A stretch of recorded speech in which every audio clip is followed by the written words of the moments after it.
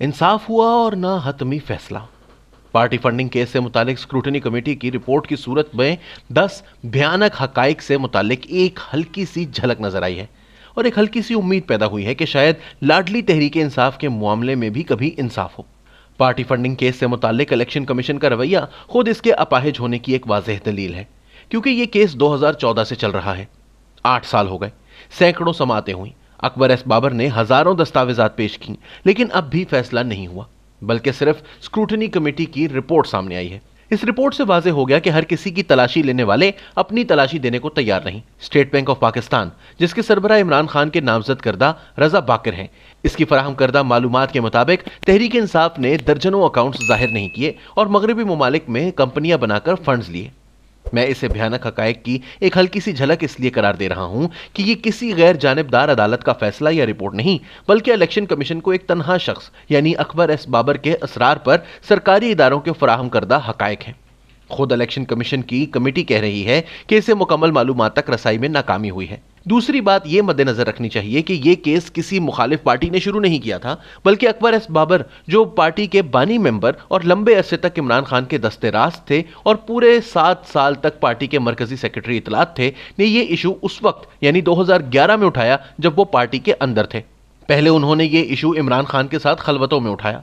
जब सुनवाई नहीं हुई तो उन्होंने ईमेल्स के जरिए इमरान खान से लंबे अरसे तक मुकालमा किया, लेकिन जब गैर कानूनी तरीके से फंड्स जमा करने और खुर्द-बुर्द करने वालों के खिलाफ कार्रवाई की बजाय इमरान खान इनसे नाराज हुए तो मजबूरन वो इसे इलेक्शन कमीशन में ले गए। इन 8 बरसों में पीटीआई और इसके सरपरस्तों ने अकबर एस बाबर के खिलाफ हर हरबा इस्तेमाल किया।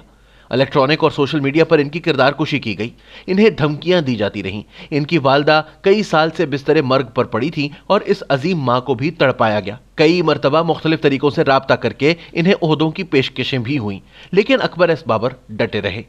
इसी तरह अकबर एस बाबर के पीछे कोई और जमात भी खड़ी नहीं थी। वो अब भी पीटीआई के मेंबर हैं और हुक्मरान जमात बनने के बाद तो पीटीआई और इसके सरपरस्तों ने इनका जीना हराम किया था। एक और हकीकत यह पेश नजर रखनी चाहिए कि स्क्रूटनी कमेटी ने सिर्फ फंड्स जमा करने के मामले की छानबीन की है, जिसमें इस हद तक घपले निकल आए हैं और यह पता चला है कि ना सिर्फ बड़ी रकम इलेक्शन कमीशन के सामने जाहिर नहीं की गई, बल्कि कई अकाउंट्स भी छुपाए गए। लेकिन यह बात तो जेरे गौर या जेरे तफ्तीश ही नहीं आई कि वो फंड्स किसने और कहां खर्च किए। जब इसकी तहकीकात होंगी, और इंशाअल्लाह जरूर किसी न किसी दिन होंगी, तो बड़े बड़े पर्दा नशीनों के सामने नाम आएंगे और पता चलेगा कि पीटीआई के किस किस रहनुमा ने इस रकम से कैसी जायदादें खरीदी और कारोबार शुरू करवाए। एक और हकीकत यह मद्देनजर रहे कि यह रिपोर्ट 2008 से 2013 तक के दौर का अहाता करती है। हालांकि पीटीआई का असल खेल तो 2013 के बाद शुरू हुआ।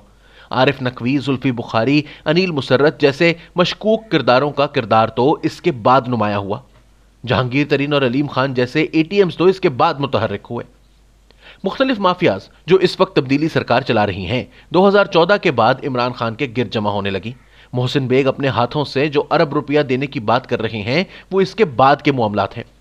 धरनों में क्या हुआ, धरनों के लिए कितनी रकम कहां से आई और कैसे खर्च हुई, और सबसे बढ़कर यह कि 2018 के इलेक्शन के लिए बैरून मुल्क और अंदरून मुल्क से कितनी रकम किस तरीके से आई, इसका ना तो इस रिपोर्ट में जिक्र है और ना ही इलेक्शन कमीशन में जेरे समात केस इस दौर का अहाता करता है। यह रिपोर्ट तो सिर्फ पीटीआई के बुरे दिनों यानी 2008 से 2013 तक के दौर से मुताल्लिक है। इस रिपोर्ट में अबराज ग्रुप के आरिफ नकवी के किरदार का भी जिक्र है, जो बरतानिया में फ्रॉड के जुर्म में गिरफ्तार हुए। लेकिन इनके इस किरदार का जिक्र नहीं कि किस तरह वो 2019 तक इमरान खान से मुंसलिक रहे, हुकूमत बनने के बाद वजीर आजम हाउस में नजर आते रहे और किस तरह सरकारी सतह पर इनकी कंपनी को चीन के हवाले करने की कोशिशें हुई। ये मामलात कितने गहरे हैं और किस किस तरह के लोगों के साथ किस किस तरह के दरपर्दा रवाबित खुद इमरान खान ने उस्तवार किए थे, इसका अंदाजा रिहाम खान की किताब में आरिफ नकवी से मुतालिक इस इक्तबास से लगाया जा सकता है। मिसेस इमरान खान चौधरी गाड़ी में मुझे लेने पहुंच गई। मुझे बताया गया कि हम मिसेस आरिफ नकवी के घर जा रहे हैं। मैं अमीर तरीन खलीजी तारकीन वतन के पुरतायुश रिहायशी इलाके एमिरेट्स हिल पहुंच गई। गाड़ी पार्किंग में पहुंची तो सफेद वर्दी में मलबूस मुलाजिम ने दरवाजा खोला। हम लाउंज में बैठकर मिसेस नकवी का इंतजार कर रहे थे।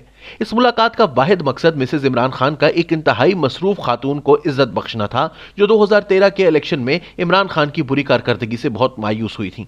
खातून ने अफसोस का इजहार करते हुए कहा, हमें बड़ी उम्मीदें थी। इसके बाद एक शदीद पूछगछ का सिलसिला शुरू हो गया। पश्तूनों और तालिबानाइजेशन के बारे में सवालात और डायलॉग बमुकाबला कार्रवाई पर बहस। ये खातून के भी मैं इंतहा पसंदी के बारे में मेरे ख्यालात जानना चाहती थी।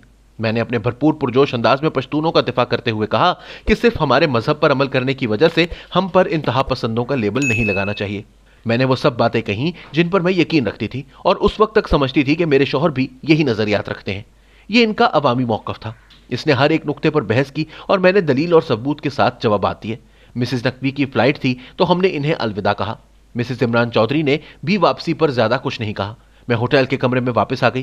عمران انتظار کر رہا تھا اور اس نے فوراً پوچھا کیسی رہی ملاقات۔ میں نے طنزی انداز میں کہا مجھے نہیں معلوم، میرے خیال میں مجھے کسی ملکہ کے ساتھ بات چیت کے لیے بلایا گیا تھا۔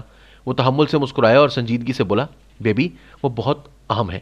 عارف نقوی نے 2013 کے الیکشن میں میری الیکشن مہم کے اخراجات کا 66% حصہ فراہم کیا۔ ریحام خان کی کتاب صفحہ 367۔